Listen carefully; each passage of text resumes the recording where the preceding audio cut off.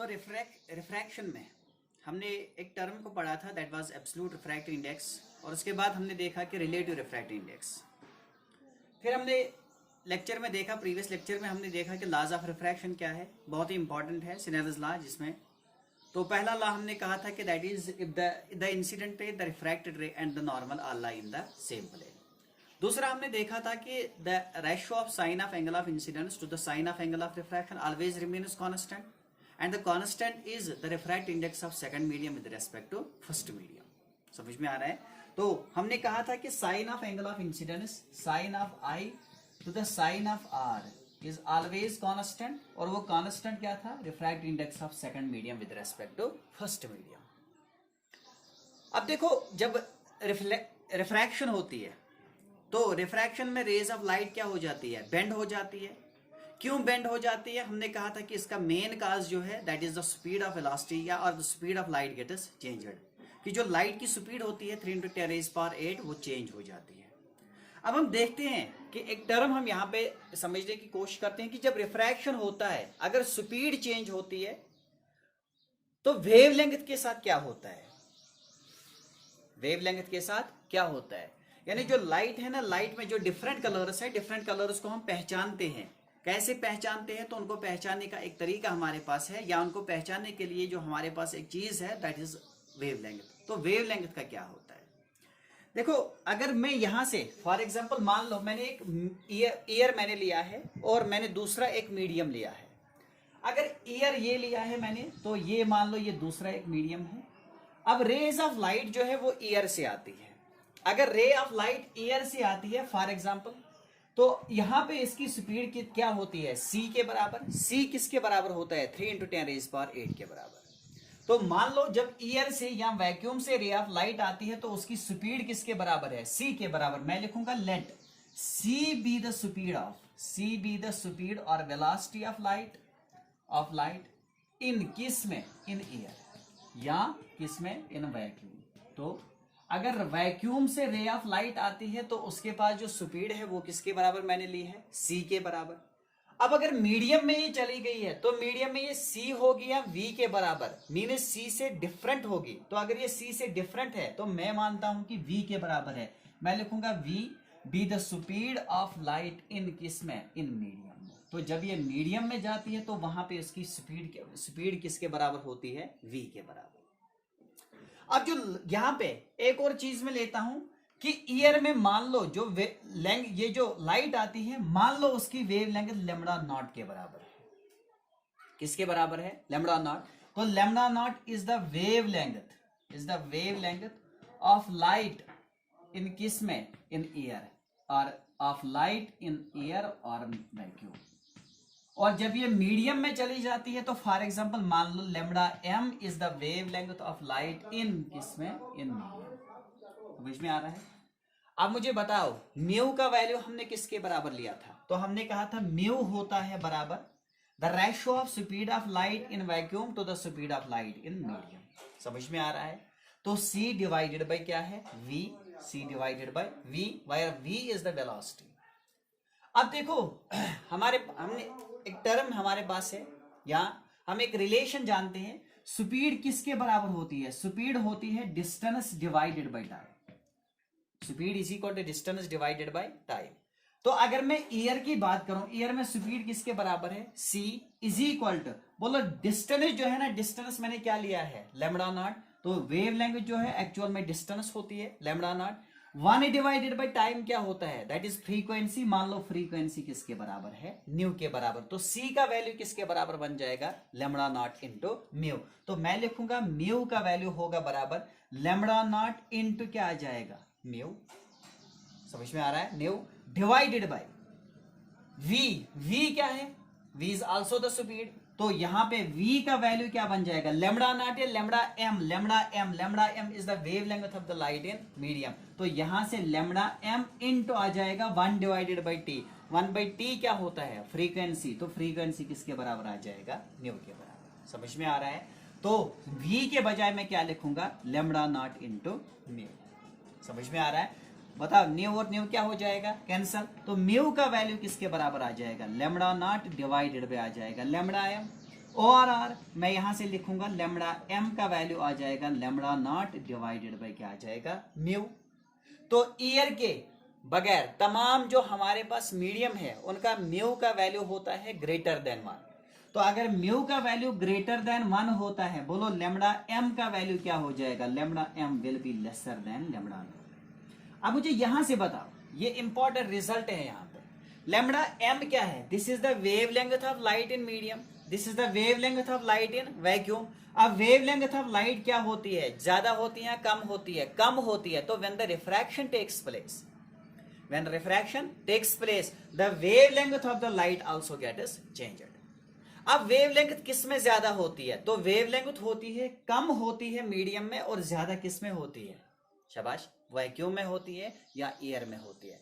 तो जब रिफ्रैक्शन होता है तो रिफ्रैक्शन में एक तो वेलोसिटी ऑफ लाइट चेंज होती है, वेलोसिटी ऑफ लाइट के साथ साथ दूसरी चीज भी चेंज होती है। बता चेंज क्या होता है, वेवलेंथ चेंज होती है। और यहां पे हमने एक चीज को सेम रखा है, that is mu. New new क्या है, फ्रीक्वेंसी, तो न्यू रिमेन्स द सेम। और यही चीज मैंने कल आपसे कहा था कि 3 ला जो है ना, 3 ला, तीसरा ला हम यहां से निकाल सकते हैं, यानी when the refraction takes place the speed and the wavelength of the light gets changed but the frequency remains the same। समझ में आ रहा है। तो अब हमारे न्यूमेरिकल्स में ये बहुत ज्यादा यूज होता है कि कभी हम म्यू का value lambda M, lambda naught, lambda M में लेते हैं कि अगर हमको लाइट की वेवलेंथ दी गई होगी, लाइट की वेवलेंथ इन वैक्यूम दी गई होगी, इन मीडियम दी गई होगी, तो हम म्यू का वैल्यू निकालना होगा तो हम यहां से निकाल सकते हैं। समझ में आ रहा है। तो this is the relation between the lambda M, the lambda M क्या है, this is the wavelength of the light in medium and the wavelength of the light in the vacuum. समझ में आ रहा है। आप इसको कॉपी कीजिए।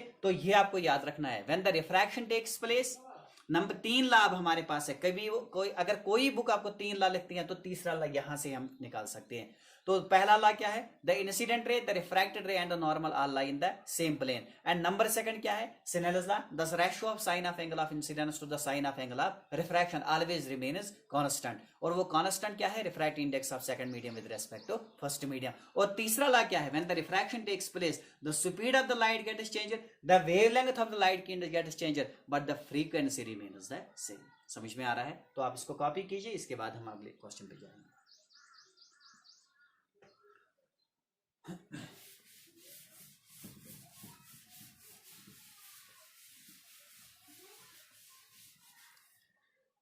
अब हमने देखा था कि जब रिफ्रैक्शन होती है तो रिफ्रैक्शन में हमने कल देखा कि जब हमने एक टैंक ली थी या एक वेसल ली थी, उस वेसल में हमने एक कॉइन को डाल दिया था, और रिफ्रैक्शन जब होती है तो हमको वो कॉइन नीचे नहीं दिखी, बल्कि हमको दिखता है कि वो कॉइन कहाँ आ रही है, ऊपर आ रही है। मगर हमने देखा कहाँ से था, मेन चीज ये है कि जब मैंने वो टैंक बनाई थी तो इसमें हमने यहाँ पे हमने एक लिक्विड लिया था, इसका कुछ रिफ्रैक्टिव इंडेक्स था, और कॉइन यहां पे थी। जब हम यहां से देख रहे थे तो ये वाला मीडियम क्या था, रियर मीडियम, और ये वाला मीडियम कैसा है, डेंसर मीडियम। तो जब ऑब्जेक्ट किस में होगा, डेंसर मीडियम में, और हम उसको देख रहे हैं कहां से, रियर मीडियम में, तो हमको ऑब्जेक्ट दिखा था कि वो ऊपर आ गया था। अगर वो ऊपर आ गया था तो उसकी डेप्थ वो नहीं रही थी, बल्कि डेप्थ चेंज हो गई थी। अगर डेप्थ चेंज हो गई थी तो जो वो कम वाली डेप्थ थी उसको हमने नाम क्या दिया था, अपरेंट डेप्थ। जो एक्चुअल में थी उसको हमने नाम क्या दिया था, रियल डेप्थ। अब हम वही रिलेशन निकालेंगे, relation between the real and the apparent depth. समझ में आ रहा है। तो आप हेडिंग डाल दीजिए, relation between real and apparent depth, real and apparent depth.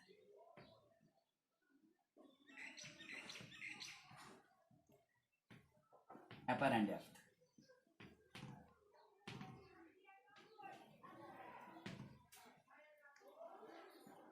पहले हम देखते हैं कि इसमें मेनली 4 केसेस बनते हैं। 4 में से 2 केसेस है कि जब हम प्लेन सरफेस लेते हैं, यानी when the refraction takes place from the plane surface. तो वही केस हम यहां पे लेते हैं कि अगर मैंने यहां से फॉर एग्जांपल मान लो ये एक इंटरफेस है, इस इंटरफेस के नीचे एक मीडियम है, ये मान लो ये एक मीडियम है, जिस तरह कल हमने लिया था। फॉर एग्जांपल ये मान लो यहां पे ये वाटर है, ये वाटर है, वाटर का कुछ रिफ्रैक्टिव इंडेक्स होगा। इसी तरह यहां पे जो इसके ऊपर है, ये मान लो दिस इज रियर मीडियम, और ये वाला रियर मीडियम इसको मैं कंसीडर करता हूं दिस इज एयर। मुझे देखना है कहां से, एयर से मैं देख रहा हूं, और ऑब्जेक्ट को मैंने कहां पे रखा है, ऑब्जेक्ट को हमने डेंसर मीडियम में रखा है। तो पहला केस हमारा बनता है, मगर याद रखना है कि ये वाली जो रिफ्रैक्शन है ना, it takes place from the plane surface, और यहाँ पे जो ऑब्जेक्ट है वो मैंने कहां पे रखा है, वो मैंने डेंसर मीडियम में रखा है। देख रहा हूं मैं कहां से, मैं उसको देख रहा हूं रियर मीडियम से। तो when the object is in the denser medium and is seen from the rear medium, तो उस वक्त relation between the real and the apparent depth. समझ में आ रहा है? अब देखो फॉर एग्जाम्पल मान लो ये मैंने एक ऑब्जेक्ट लिया है, दिस इज ऑब्जेक्ट। अगर ऑब्जेक्ट ये है तो इसको मैं नाम दूंगा दिस इज ओ। अब यहां से बहुत सारी रेज ऑफ लाइट बाहर जाएंगे। अगर रे ऑफ लाइट यहां से बाहर जी, फॉर एग्जांपल एक रे ऑफ लाइट यहां से ऐसे जा रही है, अगर ये ऐसे जा रही है, बताइए इस सरफेस पे, इंटरफेस पे, एक्स वाई इंटरफेस पे ये वाली रे ऑफ लाइट कैसी है, दिस इज परपेंडिकुलर। अगर ये परपेंडिकुलर है तो हमने देखा कि आई का वैल्यू किसके बराबर बन जाएगा, जीरो के बराबर, क्योंकि नॉर्मल के साथ जीरो एंगल बन जाएगा। तो आर का वैल्यू भी क्या होगा, जीरो। मीन्स ये वाली रे ऑफ लाइट जो है ना ये ऐसे पास हो जाएगी। अब ये वाली जो है यहां से, इसको मैं नाम दूंगा ओ ए, और इसके बाद ये सीधे जा रही है तो इसको मैं नाम दूंगा ओ ए डैश। समझ में आ रहा है? अब एक रे ऑफ लाइट, दूसरी एक और रे ऑफ लाइट मैं यहां से लेता हूं। फॉर एग्जांपल ये मान लो this is the ray of light. ये रे ऑफ लाइट कहां से जा रही है, डेंसर मीडियम से। जब ये इंटरफेस पे आ जाएगी तो इंटरफेस पे ये मान लो ये मैंने नॉर्मल ड्रा कर दिया। बता ये वाला जो एंगल है ना, ये angle, this is the angle between the incident रे एंड द नॉर्मल। तो मैं इस वाले एंगल को नाम दूंगा this is angle of incidence. अब ये रे ऑफ लाइट जब यहां पे आ जाएगी तो ये सीधे जाने के बजाय अब क्या हो जाएगी, रिफ्रैक्ट हो जाएगी।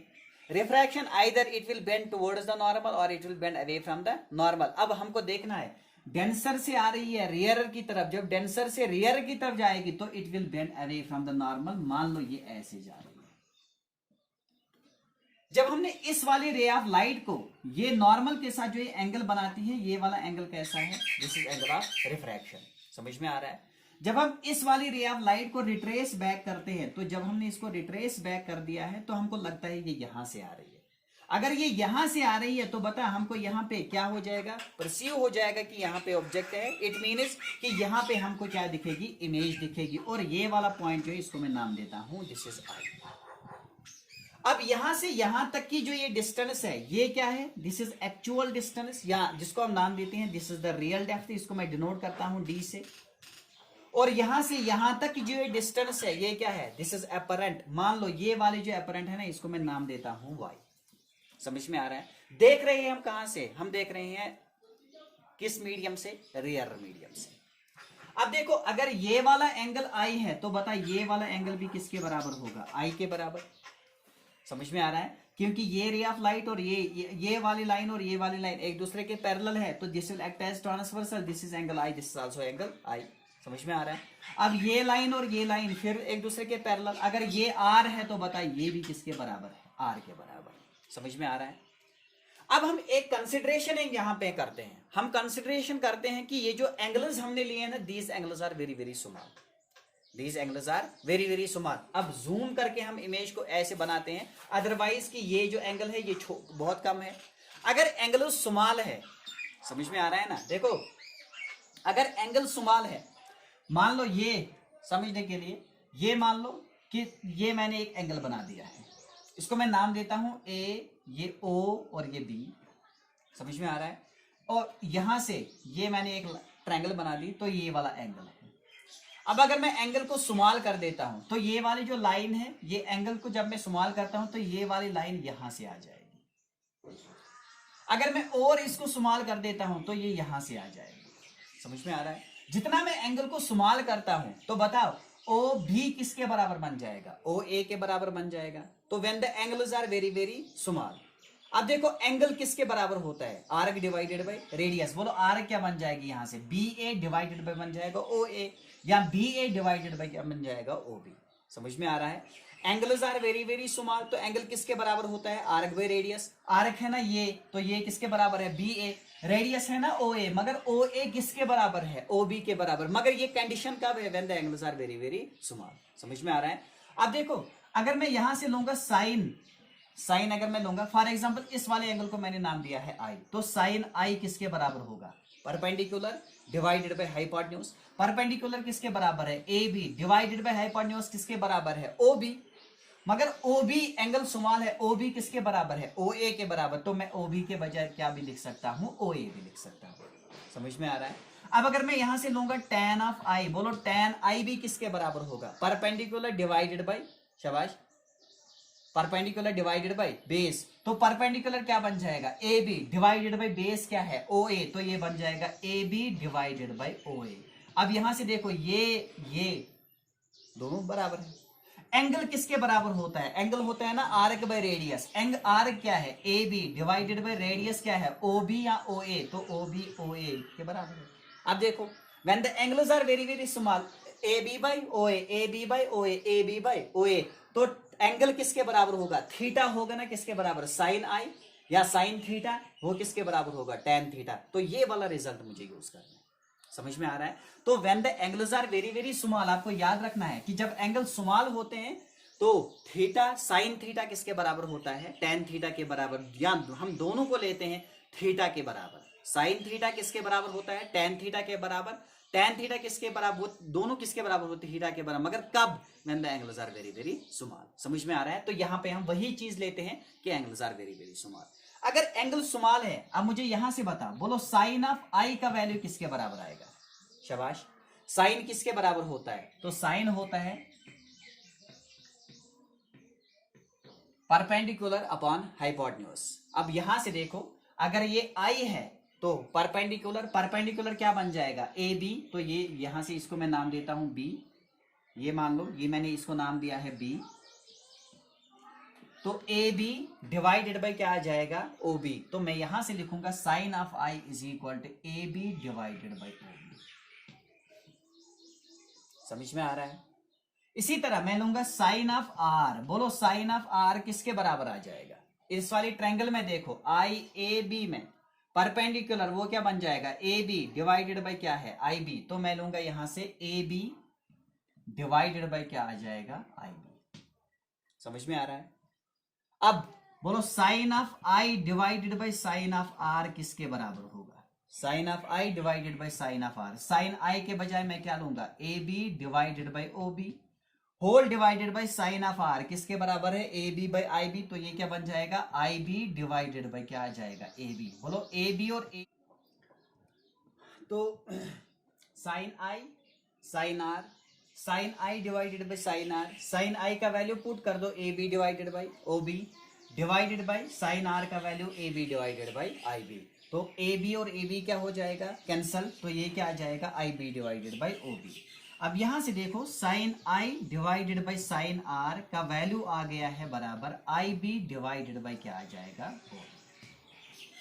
अब सिनेलिस लॉ के हिसाब से मुझे बताओ, sine I by sine R क्या होता है, refractive index of second with respect to first. अब सेकंड कौन सा है, ईयर, तो मैं यहां से लिखूंगा refractive index of second with respect to first is equal to ये आ जाएगा I B divided by O B. समझ में आ रहा है, समझ में आ रहा है। तो अगर मैं इसी चीज को अगर मैं अब रेसिप्रोकल कर दूंगा तो ये आ जाएगा ना refractive index of water with respect to air, तो वो बन जाएगा refractive index of water with respect to air is equal to ये क्या आ जाएगा, ओ बी डिवाइडेड बाई आ जाएगा ये आई बी। समझ में आ रहा है। अब अगर यहां से ईयर है तो दूसरे साइड से वाटर है, तो वो क्या बन जाएगा, एब्सोल्यूट रिफ्रैक्टिव इंडेक्स, तो मैं यहां से दूंगा this is the refractive index of water is equal to refractive index of absolute refractive index of water is equal to O B by I B. अब हमने एंगल्स को क्या लिया है, स्मॉल, अगर हमने एंगल्स को स्मॉल लिया है तो बोलो बी किसको अप्रोच करेगा, ए को अप्रोच करेगा, क्योंकि अगर एंगल स्मॉल है तो ये वाला पॉइंट जो है ये बी, जिस तरह अभी मैंने दिखाया है, तो B will lie very very close to A, तो सच दैट ओ बी किसके बराबर बनेगा, ओ ए के बराबर। तो मैं यहां से लिख सकता हूं ओ ए डिवाइडेड बाई क्या आ जाएगा, आई ए। अब ये किसका रिफ्रैक्टिव इंडेक्स है, तो ये था refractive index of water with respect to year, क्योंकि ईयर का रिफ्रैक्टिव इंडेक्स कितना है, 1 है, तो अगर ईयर होगा तो हम वहां पे लेते हैं कि एब्सोल्यूट रिफ्रैक्टिव इंडेक्स, तो ये absolute refractive index of water बन जाएगा, तो रिफ्रैक्टिव इंडेक्स ऑफ वाटर, तो मैं लिखूंगा यहां से म्यू डब्ल्यू या with respect to A is equal to O A, बोलो ओ ए क्या है, दिस इज डी, ये कौन सी डेप्थ है, दिस इज रियल डेप्थ, तो मैं लिखूंगा this is real depth divided by I A, बोलो आई ए कौन सी डेप्थ है, दिस इज अपरेंट डेप्थ, तो हम लिखेंगे यहां से दिस इज अपरेंट डेप्थ। अब मुझे यहां से बताओ अपरेंट डेप्थ किसके बराबर है, तो म्यू का वैल्यू आ जाएगा बराबर रियल डेप्थ डी के बराबर है डिवाइडेड बाय वाई। वाई क्या है, अपरेंट डेप्थ, और मैं लिखूंगा वाई का वैल्यू आ जाएगा ना बराबर D divided by mu. Y का वैल्यू कितना आ जाएगा, डी डिवाइडेड बाय म्यू। तो जब हम रियर मीडियम से देखते हैं and the object lies in the denser medium, बोलो अपरेंट डेप्थ किसके बराबर होती है, अपरेंट डेप्थ होती है ना एक्चुअल डेप्थ डिवाइडेड बाय क्या होता है, refractive index of the medium. Refractive index of the medium, अगर आप वाटर लेंगे तो वाटर का रिफ्रैक्टिव इंडेक्स कितना होता है 4/3। तो यहां से अगर हम वाटर लेंगे तो y का वैल्यू आ जाएगा ना d डिवाइडेड बाय आ जाएगा 4/3, या हम लिखेंगे y का वैल्यू आ जाएगा 3d डिवाइडेड बाय क्या आ जाएगा 4। तो ये है apparent depth in case of water. समझ में आ रहा है। अब अपरेंट डेप्थ जो है ना वो रियल डेप्थ से बराबर ज्यादा है या कम है, कम है। तो अगर वो कम है तो ऑब्जेक्ट हमको कहाँ दिखता है, ऊपर की तरफ दिखता है। तो आपको याद रखना है, आपको याद रखना है कि when the object lies in the denser medium and हम ऑब्जेक्ट को देख रहे हैं कहां से, रियर मीडियम से, तो जो हमारी अपरेंट डेप्थ है वो किसके बराबर होती है, डी डिवाइडेड बाई म्यू के बराबर होती है, डी डिवाइडेड बाई म्यू के बराबर। समझ में आ रहा है। अब देखो अगर हमने एक लिक्विड लिया है, फॉर एग्जांपल ये मान लो ये एक लिक्विड हमने लिया है, इसका रिफ्रैक्टिव इंडेक्स है μ1 के बराबर, और ये दूसरा हमने लिया है इसका रिफ्रैक्टिव इंडेक्स μ2 के बराबर है, ये तीसरा हमने लिया है इसका रिफ्रैक्टिव इंडेक्स है μ3 के बराबर। समझ में आ रहा है। और इसकी डेप्थ है d1, ये d2, ये d3 है। समझ में आ रहा है। अब हमने इसमें एक ऑब्जेक्ट को रखा है और हम इसको यहां से देख रहे हैं रियर मीडियम से।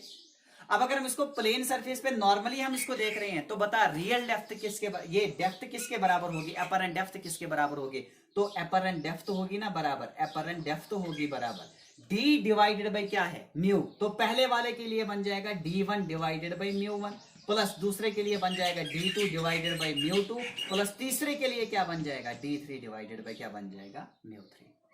समझ में आ रहा है, समझ में आ रहा है। तो जब हम ऑब्जेक्ट को देखते हैं कहां से, रियर मीडियम से, ऑब्जेक्ट कहां पे है, डेंसर मीडियम में, तो रियल डेप्थ किसके, अपरेंट डेप्थ किसके बराबर होती है, real depth upon mu. Mu क्या है, this is the refractive index of the medium. समझ में आ रहा है। अब देखो एक और चीज यहां पे है, दैट इज कि जो ऑब्जेक्ट हमको दिखता है, बता ऑब्जेक्ट नीचे चला गया है या ऊपर आ गया है, ऊपर आ गया है, तो हम कहते हैं कि ऑब्जेक्ट की पोजीशन को क्या हो गया है, शिफ्ट हो गया। तो अब हम यहां से एक और कंडीशन ये निकाल देते हैं, एक्सप्रेशन किसके लिए है, शिफ्ट के लिए, या इसको नाम देते हैं नॉर्मल शिफ्ट। बता एक्चुअल में क्या था, एक्चुअल में था OA, अब दिखता क्या है AI, इसका मतलब है ये ऊपर आ गया, कितना आ गया है, दैट इज OI। समझ में आ रहा है। तो शिफ्ट के लिए शिफ्ट कितना हुआ है, तो हम लिखेंगे OI is equal to OA minus क्या करना है, माइनस करना है AI, माइनस क्या करना है AI। समझ में आ रहा है। तो OI क्या है, ये शिफ्ट है। बता OA किसके बराबर है, D के बराबर, माइनस AI क्या है, this is the apparent depth. Apparent depth का वैल्यू अभी हमने निकाला है, that is D divided by mu, D divided by mu. तो OI का वैल्यू किसके बराबर हो जाएगा, D into 1 minus 1 divided by mu. तो this is the condition for the shift, this is the condition for the shift. तो इससे question बनते हैं, बहुत ही अच्छे क्वेश्चन बनते हैं जो आपके कॉम्पिटिटिव में पूछे जाते हैं।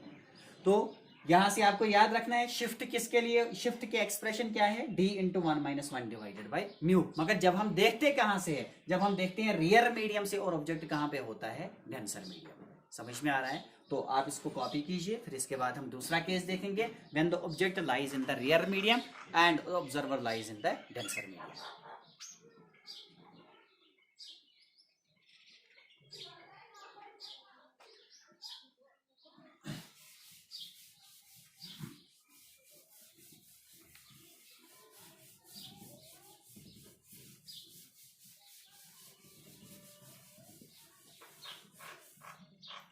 अब दूसरा है कि अगर ये एक हमारे पास एक इंटरफेस है, या ये मान लो दिस इज द इंटरफेस। अब ऑब्जेक्ट को हमने रखा है कहां पे, रियर मीडियम में, and the observer is in the denser medium. ये मान लो this is the denser medium, ये मान लो this is the denser medium, ये डेंसर मीडियम।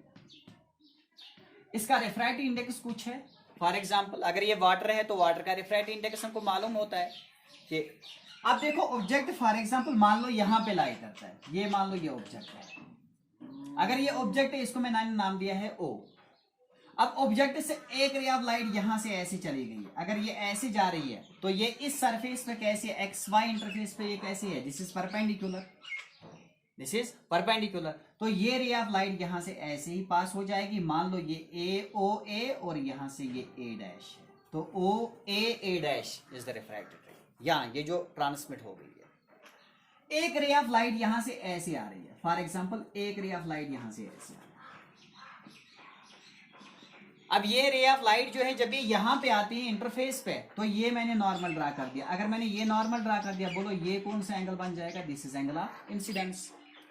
अब रियरर से जब ये जाती है डेंसर में, तो rarer to denser it will bend towards normal, तो ये रे ऑफ लाइट यहां से जाने के बजाय बेंड हो जाएगी नॉर्मल की तरफ, तो ये ऐसे चली जा रही है। अगर ये ऐसे जा रही है, बोलो ये कौन सा एंगल है, this is angle of refraction, this is angle of refraction. समझ में आ रहा है। और जब हमने इसी रिफ्रैक्टेड रे को रिट्रेस बैक करा दिया, जब हमने इसको ऐसे पीछे लिया है, तो ये रे ऑफ लाइट जो है ना, ये मुझे लगता है ये यहां से इस वाले रे को भी ऐसे लो, बोलो ये कौन सी पोजीशन बन जाएगी, तो ये है ना वर्चुअल पॉइंट, तो मुझे ऑब्जेक्ट यहां के बजाय यहां दिखता है, इसका मतलब है ये मुझे इमेज दिखेगी, और मैंने इसको नाम दिया है दिस इज आई। अब ऑब्जेक्ट अपनी पोजीशन पे दिखा है या अपनी पोजीशन से हट के दिखा है, हट के दिखा है, तो अब ऊपर चला गया नीचे आ गया, ऊपर चला गया, इसका मतलब है कि रियल जब हम डेंसर मीडियम में ऑब्जेक्ट को रखते हैं, रियरर से उसको देखते हैं, तो ऑब्जेक्ट लगता है कि वो कहाँ आ गया है, आगे आ गया। अब अगर आप खुद ही डेंसर में चले गए, फॉर एग्जांपल आप वाटर में चले गए, वाटर में आपने आंखें खोल के रखी है, आप किसी ऑब्जेक्ट को देख रहे हैं जो रियर मीडियम में है, तो वो अपनी पोजीशन पे आपको दिखेगा या ऊपर दिखेगा, इसका मतलब है कि वो हमको एक्चुअल जो डिस्टेंस उसकी थी वो हमको उससे ज्यादा दिखेगा। समझ में आ रहा है। तो ये जो है ना, तो हम इसको नाम देंगे this is the apparent, this is the apparent. अब डेप्थ नहीं तो हम इसको नाम देते हैं this is the apparent height. समझ में आ रहा है। अब यहां से फिर एक बार हम इसको ऐसे ही सॉल्व कर देंगे, तो अगर ये वाला एंगल आई है, तो बोलो ये वाला एंगल भी कौन सा होगा, एंगल आई। अगर ये वाला एंगल आर है, तो ये वाला एंगल भी कौन सा होगा, एंगल आर, क्योंकि ये रे ऑफ लाइट और ये रे ऑफ लाइट क्या है, या ये लाइन और ये लाइन क्या है, पैरेलल, तो this will act as transversal, ये वाला एंगल इस एंगल के बराबर होगा। समझ में आ रहा है। अब फिर एक बार हम यहां से देखते हैं, बोलो sine of angle of incidence किसके बराबर होगा, sine I when the angles are, मगर याद रखना है एंगल्स को हमें क्या लेना है, small. If the angles are small, अगर एंगल स्मॉल है तो ये मान लो ए, दिस इज बी, तो साइन किसके बराबर होता है, परपेंडिकुलर डिवाइडेड बाय हाइपोटेन्यूज। बोलो परपेंडिकुलर क्या आ जाएगा, शाबाश, ए बी डिवाइडेड बाय आ जाएगा hypotenuse, that is O B. समझ में आ रहा है। इसी तरह साइन ऑफ आर का वैल्यू किसके बराबर आ जाएगा, साइन आर है बराबर perpendicular, that is A B divided by आ जाएगा वो आई बी। समझ में आ रहा है। तो अब यहां से देखो, sine of I divided by sine of R is equal to A B divided by O B into I B divided by बन जाएगा ए बी। बोलो ए बी ने ए बी को क्या किया, कैंसिल कर दिया है, तो sine I by sine R क्या होता है, refractive index of second with respect to first, तो refractive index of second water with respect to air is equal to I B divided by क्या आ जाएगा O B. Angles are very very small, बोलो B के इधर shift हो जाएगा ए, तो आई बी के बजाय मैं क्या लिखूंगा आई ए, ओ बी के बजाय ओ ए, शाबाश। तो ये बन जाएगा refractive index of water with respect to year. अब ये रिलेटिव बन जाएगा या एब्सोल्यूट बन जाएगा, तो that will be equal to I B, तो आई बी के बजाय मैं लिखूंगा I A divided by O B. समझ में आ रहा है। बोलो is equal to I A क्या है, शाबाश, I A is the apparent, this is apparent depth divided by क्या आ जाएगा, रियल डेप्थ। बोलो अपरेंट किसके बराबर होगी, तो अपरेंट का वैल्यू आ जाएगा ना बराबर, अपरेंट डेप्थ होगी बराबर is equal to mu refractive index into क्या आ जाएगा, इनटू आ जाएगा रियल डेप्थ। समझ में आ रहा है। वहां से क्या आ रहा था, रियल डिवाइडेड बाय म्यू आ रहा था। समझ में आ रहा है। अगर इसको मैं मान लूंगा ये डी के बराबर है और ये मैं मान लूंगा ये वाई के बराबर है, बोलो किसके बराबर आएगा, वाई का वैल्यू होगा ना म्यू इंटू क्या आ जाएगा डी। तो अब आप यहां से ही बता सकते हैं वाई का वैल्यू किसके बराबर है, म्यू डी। और उस वाले केस में वाई का वैल्यू किसके बराबर आ गया था, डी डिवाइडेड बाई म्यू। वहां पे म्यू डिवाइड होता था, यहाँ पे म्यू क्या होता है, यहाँ पे म्यू मल्टीपल होता है। समझ में आ रहा है। तो ये आपको याद रखना, आप देखते कहां से है, डेंसर से, ऑब्जेक्ट कहां पे है, रेयर मीडियम में, तो अपरेंट डेप्थ का वैल्यू किसके बराबर आता है, म्यू इंटू डी के बराबर। अब शिफ्ट का मुझे बताओ, शिफ्ट किसके बराबर आ जाएगा, शाबाश, शिफ्ट होगा ना बराबर, तो शिफ्ट किसके बराबर होगा, shift will be equal to, तो ये एक्चुअल में था, दिखता ये है, शिफ्ट हो गया ना ओ से कहां तक, आई तक, तो मैं लिखूंगा ना ओ आई होगा बराबर किसके, ए आई ए माइनस आ जाएगा ओ ए, समझ में आ रहा है, तो आई ए माइनस आ जाएगा O A, that will be equal to O A is the shift, O I is the shift, I A क्या है, I A this is Y, तो ये आ जाएगा वाई माइनस ओ ए क्या है, ओ ए है डी के बराबर, तो ये डी के बराबर है, वाई का वैल्यू हमने निकाला है दैट इज म्यू डी, तो ये आ जाएगा म्यू डी इन माइनस क्या आ जाएगा डी, तो शिफ्ट का वैल्यू किसके बराबर आ जाएगा, शिफ्ट का वैल्यू होगा बराबर D into mu minus one, समझ में आ रहा है, तो this is the expression for shift and this is the expression for apparent depth, समझ में आ रहा है। तो ये दो केसेस हमने लिए हैं कि अगर ऑब्जर्वर रियल में हो, ये रियल मीडियम में होगा, या ऑब्जर्वर अगर किस में होगा, डेंसर मीडियम में, तो रियल डेप्थ डेंसर मीडियम में किसके बराबर होती है, या रियल डेप्थ रियल मीडियम में किसके बराबर होती है, समझ में आ रहा है। मगर आपको याद रखना है यहाँ पे this is the refraction at the normal surfaces, समझ में आ रहा है। और यहाँ पे हमने एक कंडीशन ली है कि जो एंगल्स है the angles are very considered to be very very small, समझ में आ रहा है। तो यहां से आपके बहुत सारे क्वेश्चंस बनते हैं, यानी जो आपके एग्जामिनेशन में पूछे जाते हैं वो क्वेश्चंस आपके यहां से बनते हैं, मगर आपको याद रखना है कि जब ऑब्जर्वर कहां पे होगा, फॉर एग्जांपल मैं आपको एक एग्जांपल देता हूं, मान लो एक फिश यहां पे है, मछली वो पानी में है और आप यहां पे है,